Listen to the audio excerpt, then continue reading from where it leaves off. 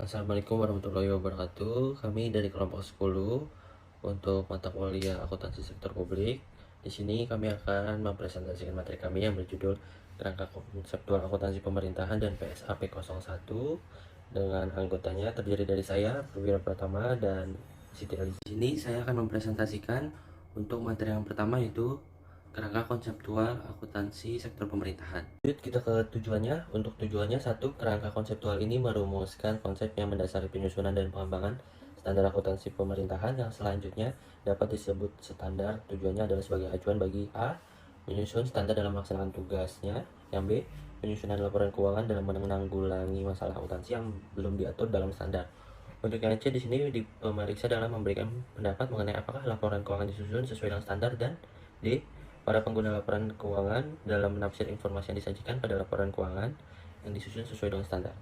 Untuk yang kedua, kerangka konseptual ini berfungsi sebagai acuan dalam hal terdapat masalah akuntansi yang belum dinyatakan dalam standar akuntansi pemerintahan. Untuk yang ketiga, dalam hal terjadi pertentangan antara kerangka konseptual dan standar, maka ketentuan standar diunggulkan relatif terhadap kerangka konseptual ini. Dalam jangka panjang, konsep demikian diharapkan dapat diselesaikan sejalan dengan pengembangan standar akuntansi pemerintahan di masa depannya. Slide berikutnya, lingkungan akuntansi pemerintahan. Ciri-ciri penting lingkungan pemerintahan yang perlu dipertimbangkan dalam menetapkan tujuan akuntansi dan pelaporan keuangan adalah sebagai berikut. Yang A, ciri-ciri struktur utama pemerintahan dan pelayanan yang diberikan. Satu, bentuk umum pemerintahan dan pemisahan kekuasaan. Untuk yang kedua, sistem pemerintahan otonomi dan transfer pendapatan antar pemerintah. Untuk yang ketiga, pengaruh proses politik. Yang keempat, hubungan antara pembayaran pajak dengan pelayanan pemerintah. B, ciri keuangan pemerintah penting bagi pengendalian. Satu, anggaran sebagai pernyataan kebijakan publik, target fiskal dan sebagai alat pengendalian. Untuk yang kedua, investasi dalam aset yang tidak langsung menghasilkan pendapatan. Yang ketiga, kemungkinan penggunaan akuntansi dana untuk tujuan pengendalian. Dan empat, penyusutan nilai aset sebagai sumber daya ekonomi karena digunakan dalam kegiatan operasional pemerintah. Di slide ini merupakan lingkup kerangka konseptual akuntansi sektor publik pada organisasi sektor publik, yaitu terdiri dari pemerintah pusat, pemerintah daerah, partai politik, lembaga swadaya masyarakat, yayasan, atau tempat peribadatan. Untuk asumsi akuntansi sektor publik terdiri dari A, kebutuhan masyarakat, untuk yang B, alokasi sumber daya, yang C, ketaatan hukum atau peraturan, dan untuk yang D, dasar akrual, yang E, kelangsungan usaha atau organisasi, yang F, akuntabilitas kinerja. Lanjut kita ke implementasi karakteristiknya, yaitu satu, relevan, dua, keandalan dan reliabilitas, yang ketiga, pertimbangan biaya dan manfaat, untuk yang keempat, materialitas. Ini untuk pengguna dan kebutuhan informasi para pengguna laporan keuangan, yaitu terdiri dari A, masyarakat, B, wakil rakyat, lembaga pengawas dan lembaga pemeriksa. Untuk yang C, pihak yang memberikan atau berperan dalam proses donasi, investasi, dan pinjaman. Untuk yang D itu adalah pemerintah. Lanjut, di slide ini membahas untuk kebutuhan informasi para pengguna laporan keuangan. Informasi yang disajikan dalam laporan keuangan bertujuan untuk memenuhi kebutuhan informasi dari semua kelompok pengguna. Dengan demikian, laporan keuangan pemerintah tidak dirancang untuk memenuhi kebutuhan spesifik dari masing-masing kelompok pengguna. Namun demikian, berhubung laporan keuangan pemerintah berperan sebagai wujud akuntabilitas pengelola keuangan negara, maka komponen laporan yang disajikan setidaknya mencakup jenis laporan dan elemen informasi yang diharuskan oleh ketentuan peraturan perundang-undangan atau statutory report. Dan kebutuhan informasi tentang kegiatan operasional pemerintah serta posisi kekayaan dan kewajiban dapat dipenuhi lebih baik dan memadai apabila didasarkan pada basis aktual, yakni berdasarkan pengakuan munculnya hak dan kewajiban, bukan berdasarkan pada arus kas semata. Namun, apabila terdapat ketentuan peraturan perundang-undangan yang mengharuskan penyajian suatu laporan keuangan dalam basis kas, maka laporan keuangan dimaksud wajib disajikan demikian. Lanjutan, meskipun memiliki akses terhadap detail informasi yang tercantum di dalam laporan keuangan, pemerintah wajib memperhatikan informasi yang disajikan dalam laporan keuangan untuk keperluan perencanaan, pengendalian, dan pengambilan keputusan. Selanjutnya, pemerintah dapat menentukan bentuk dan jenis informasi tambahan untuk kebutuhan sendiri, di luar informasi tambahan untuk diatur dalam kerangka konseptual ini maupun standar-standar akuntansi yang ditetapkan lebih lanjut. Lanjut ke materi entitas akuntansi dan pelaporan. Entitas akuntansi merupakan unit pada pemerintahan yang mengelola anggaran, kekayaan, dan kewajiban yang menyelenggarakan akuntansi dan menyajikan laporan keuangan atas dasar akuntansi yang diselenggarakannya. Entitas pelaporan merupakan unit pemerintahan yang terdiri dari satu atau lebih entitas akuntansi yang menurut ketentuan peraturan perundang-undangan wajib menyajikan laporan pertanggungjawaban berupa laporan keuangan yang bertujuan umum yang terdiri dari A. Pemerintah pusat, yang B. Pemerintah daerah, yang C. Masing-masing kementerian negara atau lembaga di lingkungan pemerintahan pusat, yang D. Satuan organisasi di lingkungan pemerintah pusat atau daerah atau organisasi lainnya jika menurut peraturan perundang-undangan satuan organisasi dimaksud wajib menyajikan laporan keuangannya. Lanjut untuk slide berikutnya, yaitu slide yang ada di bagian kiri, peranan dan tujuan pelaporan keuangan. Laporan keuangan disusun untuk menyediakan informasi yang relevan mengenai posisi keuangan dan seluruh transaksi yang dilakukan oleh suatu entitas pelapor selama satu periode pelaporan. Laporan keuangan terutama digunakan untuk mengetahui nilai sumber daya ekonomi yang dimanfaatkan untuk melaksanakan kegiatan operasional pemerintahan, menilai kondisi keuangan, mengevaluasi efektivitas dan efisiensi suatu entitas pelaporan, dan membantu menentukan ketaatannya terhadap peraturan perundang-undangan. Lanjut di bagian kanan, setiap entitas pelaporan mempunyai kewajiban untuk melaporkan upaya-upaya yang telah dilakukan serta hasil yang dicapai dalam pelaksanaan kegiatan secara sistematis dan terstruktur pada suatu periode pelaporan untuk kepentingan 1.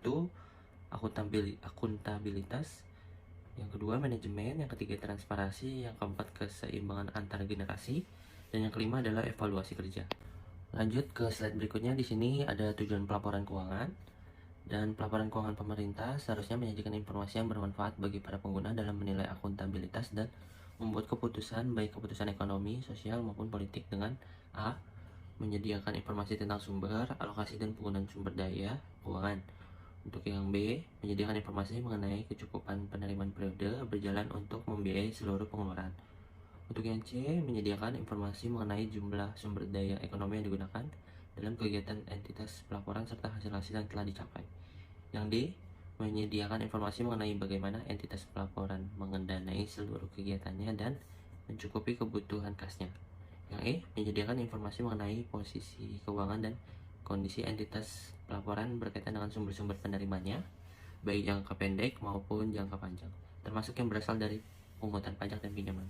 Yang terakhir yaitu F, menyediakan informasi mengenai perubahan posisi keuangan entitas pelaporan, apakah mengalami kenaikan atau penurunan, sebagai akibat kegiatan yang dilakukan selama periode pelaporan. Terima kasih. Untuk materi selanjutnya akan disampaikan oleh rekan saya. Terima kasih. Perkenalkan, nama saya Siti Eliza, saya dari kelas 5 Sake 006. Di sini saya akan menjelaskan tentang PSAP 1, yaitu penyajian laporan keuangan. Untuk di set pertama, saya akan menjelaskan tentang tujuan laporan keuangan. Yang pertama, menyediakan informasi mengenai posisi sumber daya ekonomi, kewajiban, dan ekuitas pemerintah. Yang kedua, menyediakan informasi mengenai perubahan posisi sumber daya ekonomi, kewajiban, dan ekuitas pemerintah. Yang ketiga, menyediakan informasi mengenai sumber alokasi dan penggunaan sumber daya ekonomi.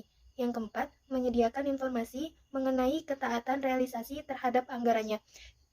Yang kelima, menyediakan informasi mengenai cara entitas pelaporan mendanai aktivitasnya dan memenuhi kebutuhan kasnya. Yang keenam, menyediakan informasi mengenai potensi pemerintah untuk membiayai penyelenggaraan kegiatan pemerintahan. Yang ketujuh, menyediakan informasi yang berguna untuk mengevaluasi kemampuan entitas pelaporan dalam mendanai aktivitasnya.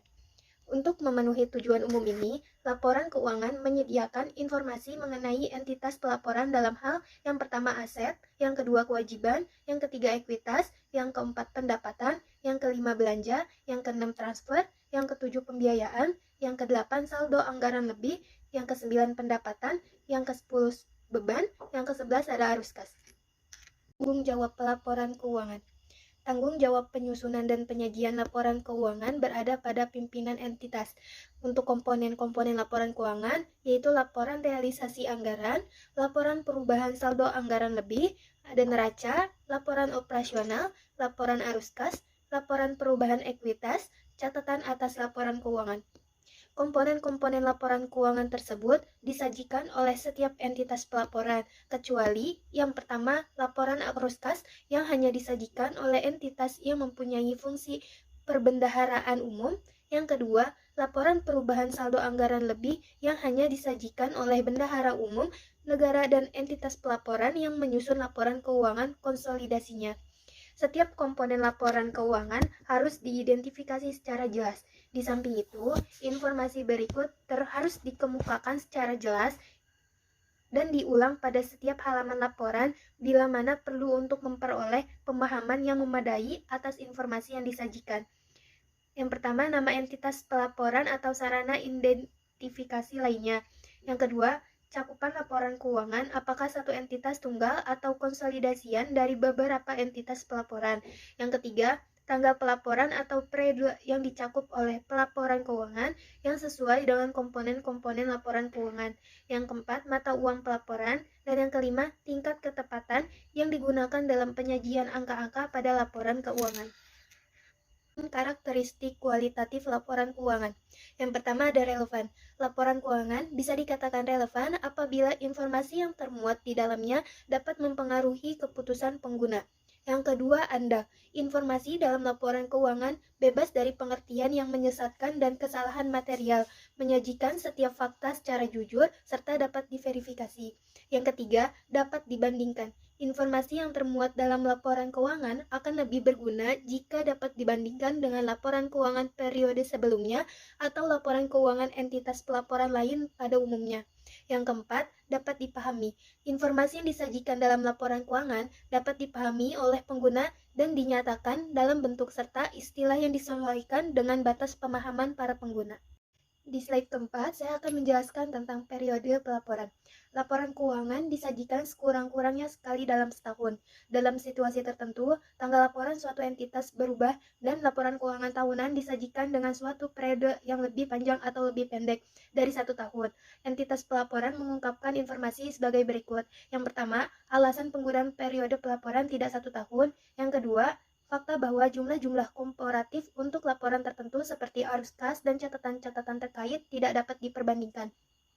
Dalam situasi tertentu, suatu entitas pelaporan harus mengubah tanggal pelaporannya, misalnya sehubungan dengan adanya perubahan tahun anggaran. Pengungkapan atas perubahan tanggal pelaporan adalah penting agar pengguna menyadari kalau jumlah-jumlah yang disajikan untuk periode sekarang dan jumlah-jumlah komparatif tidak dapat diperbandingkan.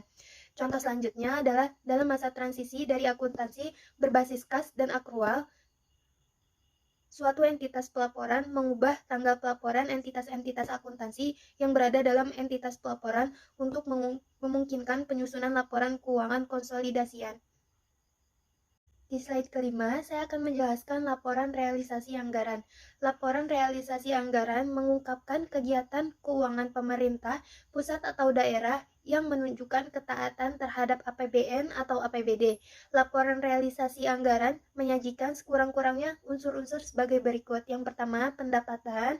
Yang kedua, belanja. Yang ketiga, transfer. Yang keempat, surplus atau defisit. Yang kelima, pembiayaan. Yang terakhir, sisa lebih atau kurang pembiayaan anggaran. Tanggal efektif. Pernyataan standar akuntansi pemerintah atau PSAP ini berlaku efektif untuk laporan keuangan atas pertanggungjawaban pelaksanaan anggaran mulai tahun anggaran 2010. Dalam hal entitas pelaporan belum dapat menerapkan PSAP ini. Entitas pelaporan dapat menerapkan PSAP berbasis kas menuju akrual paling lama 4 tahun setelah tahun anggaran 2010. Penyajian kebijakan-kebijakan akuntansi. Bagian kebijakan akuntansi pada catatan atas laporan keuangan menjelaskan sebagai berikut. Yang pertama, dasar pengukuran yang digunakan dalam penyusunan laporan keuangan. Yang kedua, sampai sejauh mana kebijakan-kebijakan akuntansi yang berkaitan dengan ketentuan-ketentuan masa transisi standar akuntansi pemerintahan diterapkan oleh suatu entitas pelaporan. Yang ketiga, setiap kebijakan akuntansi tertentu yang diperlukan untuk memenuhi laporan keuangan. Cukup sekian untuk presentasi kami berdua dari kelompok 10 tentang kerangka konseptual akuntansi pemerintahan dan PSAP 01. Apabila ada kekurangan dalam perkataan atau materi, mohon dimaafkan. Semoga materi ini berguna bagi pembaca dan pendengar. Kurang lebihnya mohon maaf. Terima kasih. Assalamualaikum warahmatullahi wabarakatuh.